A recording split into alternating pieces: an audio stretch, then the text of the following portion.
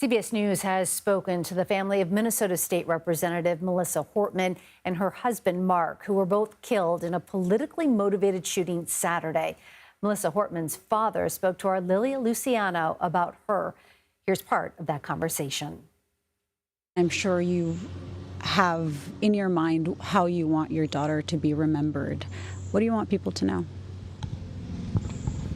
She treated everyone with respect, even when a number of people have called us that competed against her and just spoke so highly of how she treated them. And she remembered the golden rule always, and that's the way she lived her life. In the wake of Saturday's deadly attacks, senators met with the Sergeant-at-Arms and the U.S. Capitol Police to discuss security for its members. And members of the House met virtually with officials about safety concerns while they are on recess this week. Joining me now with more on this is CBS News Justice correspondent Scott MacFarlane. Scott, it's great to see you. What did lawmakers learn regarding enhanced security for them today?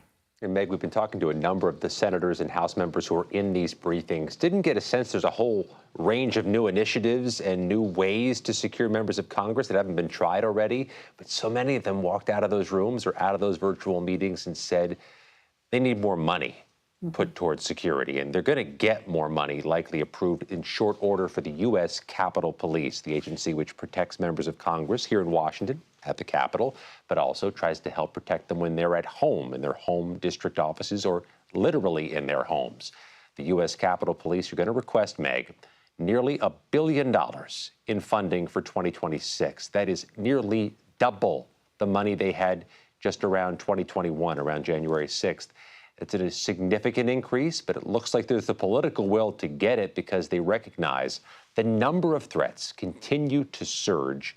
3 times as many threat investigations last year, Meg, than there were in 2017. That is a bonkers increase. That is a huge increase. Scott, what other intel do you have in terms of the current threat status against federal and local officials? At the federal level, Meg, the rough estimate is there are about 10,000 threat investigations a year now against members of Congress. So many, it raises the question whether you can really pursue doggedly each and every one. There's social media threats, there are threats by phone and by email. In a lot of those cases, Meg, it's interns, it's junior staffers answering the phone, getting those death threats. In other cases, it's death threats being sent to the home. At the state level, you have a proportionate version of this, but you also have state police agencies trying to increase their security for state legislators. Meg, we've confirmed New York, New Jersey, and Illinois have done so, and one legislator from Ohio said there's been more security there after Saturday as well. Tense time. Scott, in the aftermath of the shootings, Republican Senator Mike Lee made several postings on the social media site X that are now deleted, blaming Democrats for Saturday's shooting. Democratic Senator Tina Smith spoke with Major Garrett on the takeout about confronting Lee after he made those posts. Let's listen to what she had to say. I wanted to talk to him directly. So I found him yesterday and I told him exactly what pain he had caused by this. And I asked him to think about why he had done it and to take responsibility for what he was saying on social media, where he had well over nearly 8 million people engage with his tweet.